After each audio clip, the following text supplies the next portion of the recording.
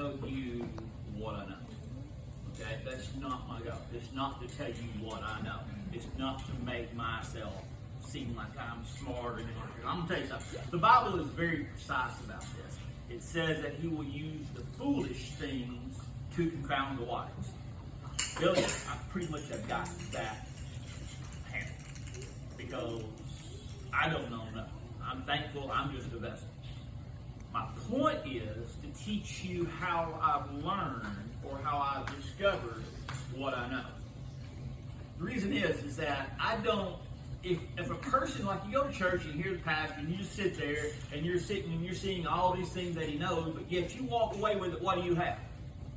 What he knows. The problem is that, Don, what I know is not really relevant to what you know, okay? Or what you need to know. I may need to know to keep my mouth shut. Some of us may need to learn how to open their mouth more. Yeah, you have something you're supposed to say, but I'm not going to take that. But the thing is that each word from God is very special, it's very specific. Do I think that I have a pretty good understanding of how it all works? I think I'm actually going in the right direction. One thing I can tell you is when you use a teaching method, why is it so important to use a teaching method? Why is it so important to use a recipe? Somebody tell me why. Repeatable results, right? So if you got a recipe, so like Chase makes something. We want to follow Chase's recipe. Well, if we deviate from the recipe, will it be the same as Chase's? Absolutely not. The thing is that you can take a recipe and you can tweak the recipe and make it yours. You may not like it spicy. You may want to make it spicier. Again, it's relevancy. In other words, it's what is related. So again, if I can teach you how I've learned, maybe you can use the same methods that I use and you learn. And why is it so important that I want you guys to learn? Why is it so important that I do that? So we can help the church.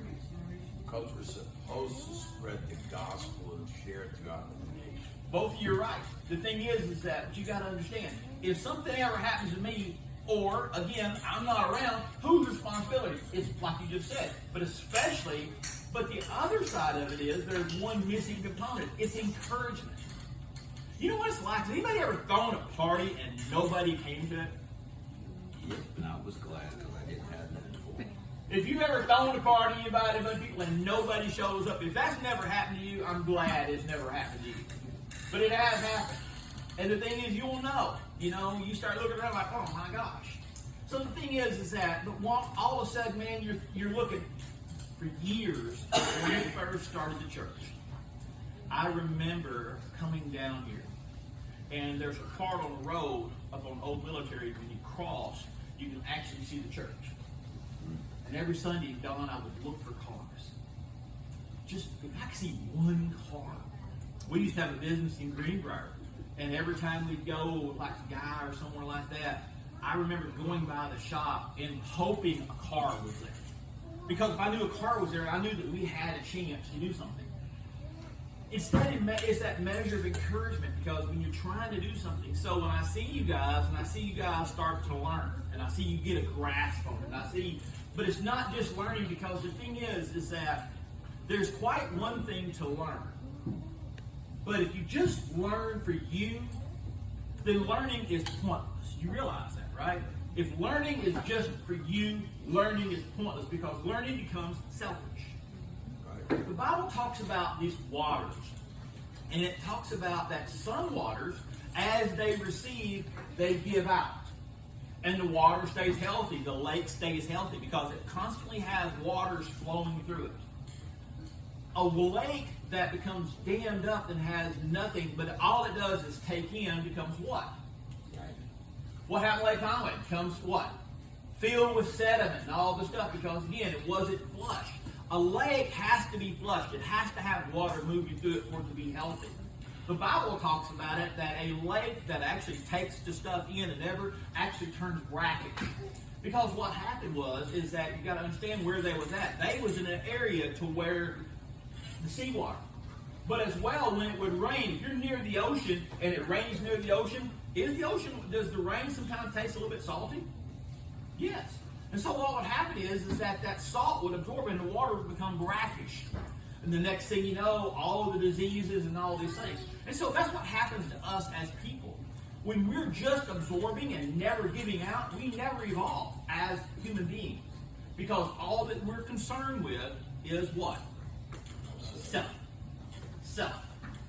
There's no greater thing. In a matter of fact, there's one letter that's up here that within the Hebrew alphabet, it actually teaches the importance of learning to teach. Learning to teach. That is the greatest calling in learning to teach. So, I need 4 people to grab a verse. And what I'm looking for, I'm going to see if y'all got pick out this word. All right, so kids, Addison. Because you're the smart one here. So, maybe parents can answer this one. I remember when I was a kid, all right, what was the last thing I wanted? My daddy would get up every day and go do what? His number. Work. My daddy would go to work. Kids want to do what? Play video games. Play. They want to play video games. They want to do all these things. So basically, okay, Addison, kids want to be what? Kids want to be kids, right? Kids want to act like Adults. well, no. Parents want their kids to act like adults, but kids want to act like what? No, kids. Kids want to act like kids. How many times do your parents walk up to you, kids? Anthony? How many times does your daddy say, now you act like a kid? How often does that happen? 0. How many times? Boy, you better at least act your age. That happens more often because you're always acting less. But kids want to be treated like, no. They want to be treated like adults. Kids want rights. Kids want to be able to make their own decisions. I don't want to go to bed. Well, who gave you that right? Because I'm an adult. Yep. But you want to act like a kid and you want to be a kid, but you want to be treated like an adult. Well, spiritually, are we not the same? Because you think about this thing. When we enter into this thing with God, it's called a what? Starts with a C and it's with a T. Covenant. When we enter into this covenant, is a covenant a one-way street or is it a two-way street? Two-way street. But within our relationships, we want to act like kids, we want to be like kids, but we want to be treated like adults at the end of this. So in other words, we want to act like we're in a covenant, but yet we want to be able to do what we want to do. We expect God to hold his end, right? So what is all this founded upon? So this week, and I'll tell you why this is for, because somebody needs to hear this one today. And I don't know who needs to hear this thing, but I know that I really need to understand it myself. Has anybody ever looked back at friendships or relationships and you say, what? That relationship or that friendship wasn't, what word would we use? I would say real. You have friends, well, he mustn't have been a real friend. They may have thought that. It mustn't have been a real relationship or a real friendship. You may have felt that. Well, the thing is that I was thinking about that this week, and I thought about something. What's really weird is, y'all know me, what I end up doing is I try not to study until Sunday morning. And why is it that I don't, good morning, Bailey, why is it that I do not want to study on Sunday morning? Why is it that I want to study on Sunday morning and not study on Sunday night? Or not study on Saturday night? Why? I've told y'all this. Because you're overstaying on that. Exactly. Because every time I study, I find something. And what does this thing do that I find? It messes with my mind. I sit and I constantly turn this thing over in my mind. But if y'all remember, last week we talked about how you be going down the road and all of a sudden something comes to you and you don't write it down. A thought comes to you and you don't write it down, and all of a sudden 2 days later, Dory, what happened to it? That thought's gone.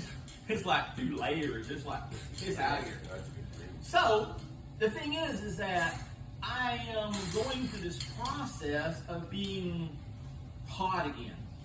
Because when we think that we know it all, we are actually regressing as a human being. Because we're not learning anything new. If you're not learning anything new, you might as well be dead because you're a waste of space. You're not growing. You're not evolving. You're just staying where you're at, and anything that stays where you're at, it's like when Jesus, when he walked by and he seen that bush, the bush didn't produce fruit. What did he do to the bush? Cut it off. He cursed it. What's funny is that, did you know that when he seen that fruit tree, did you know when he seen that fig tree was out of season? Yeah, it was out of season. It had already had its leaves on. And so the thing is that it had already was supposed to bear fruit. Already, and then the fruit tree was done. So it'd be like us walking, Jessica, up to an apple tree that's in the middle of winter going, well, why ain't you got no daggum one, you know? But the thing is that there is a lot of parables going on within this. So, when I got back on this week, I was thinking about friendships. And again, I'm trying to learn how to capture ideas earlier. And I knew, and I'll give you a hint, if you have a revelation or an insight into a thing, it passes, that's your fault. But I will tell you this, that sometimes God is going to hit you again with that thing. And he's going to hit you again with it. And if God hits you a thing a couple times and you don't let it go, what does that tell you? Get off your butt, and this is important. Because the thing is, remember, these words that you get, these inspirations that you get, I hate to tell you this, they're not for you. They're not for you. When you start getting these inspirations and you think, wait a second, somebody needs to hear this thing, and all of a sudden you start giving out, it's like, AJ, if you walked up to, say, anybody, and you walked up, say, to Axton, and you gave Axton $20. Axton goes buy cigarettes and beer with it, what are you probably not going to do? Unless you sent him to buy cigarettes and beer.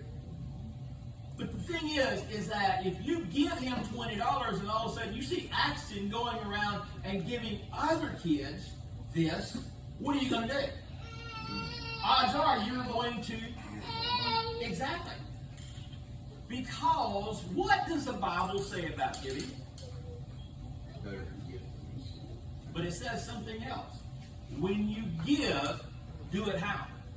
Do it in secret. Do it in secret. Oh yeah, but definitely so with that. You do it without expecting being given back. But the biggest thing is that you do it in secret. You realize if you do a good deed for somebody, Billy, like you go out and you mow somebody's yard or you do something good and you tell somebody you've done that, guess what you just received? Your payment. You received your payment. That's why you did it. But if you can do something and not expect something back from it, now that's something precious. Right. God is going to give you more opportunities. So here it goes. I'm sitting there and I'm thinking, okay, about my relationships and the past friendships and the buddies I've had, and I thought they wasn't real. And I heard this voice and said, yeah, they was real. At the time, that relationship was real. But it did not,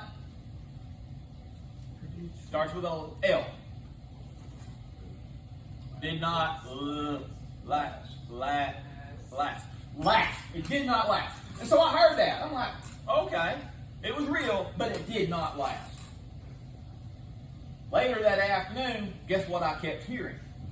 Last. What? Well, I knew last was important.